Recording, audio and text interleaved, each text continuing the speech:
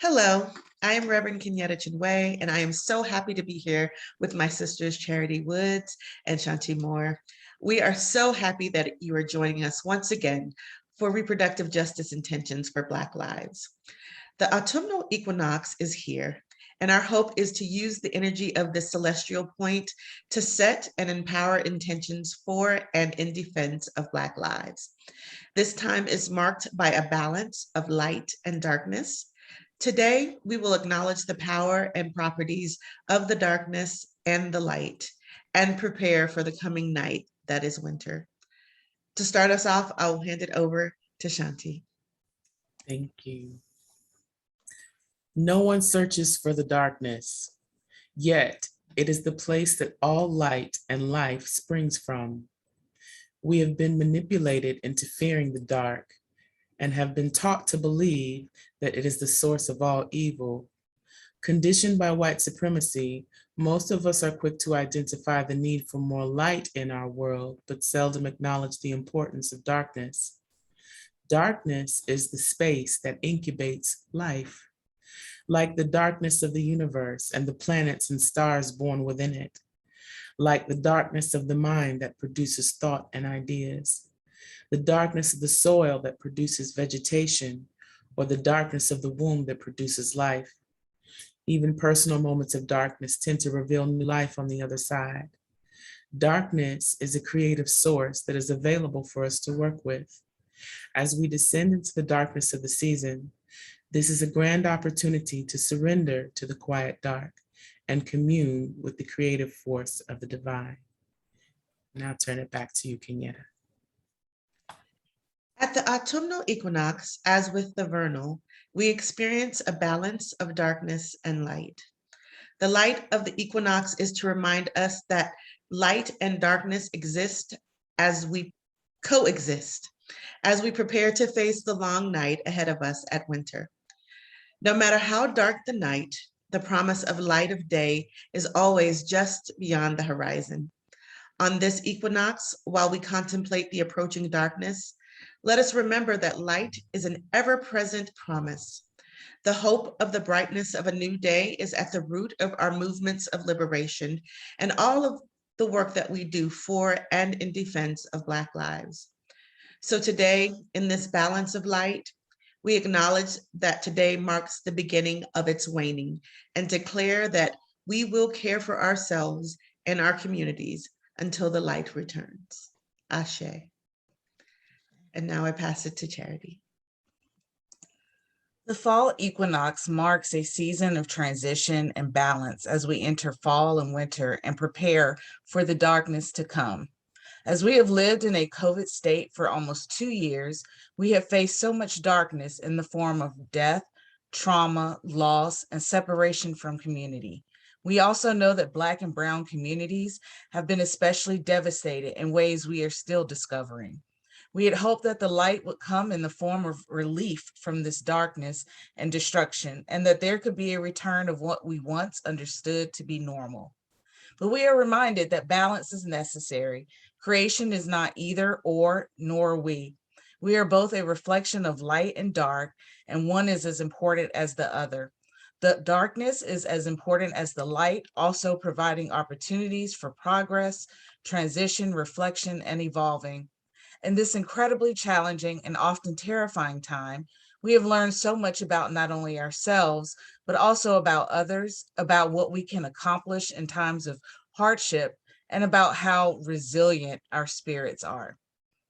So this evening, I am going to do a ritual. It's one I have never done before, but I saw it on the internet. I thought it was very interesting. It's focused on balance of the light and dark, balance nature's own division of light and shadow, which strike perfect balance during the equinox. And it's a reflection of how we are light and dark. So the supplies that you need for the light would be a white candle. You can use beige. That's fine as well. I am working with this oil, jasmine oil, which is good for bringing spiritual love and I have a clear quartz and a rose quartz. To represent the dark, I have a black candle. You can use a deep burgundy or deep purple. If you don't have black, I'm working with lavender, which is good for heightening your self-reflection and also for relaxation. And I'm working with black obsidian. And you can use white sage or Palo Santo. I'm using a Palo Santo stick. Let's hope it works. And this is for cleansing purposes. So you just want to smudge your candle, and then smudge your candle, your oil, however you do that, and then your stones. And so you divide them on two sides. And so this would represent like a table or altar. You can also put other offerings up here. So light on one side, dark on the other side, because at some point you will be mingling them.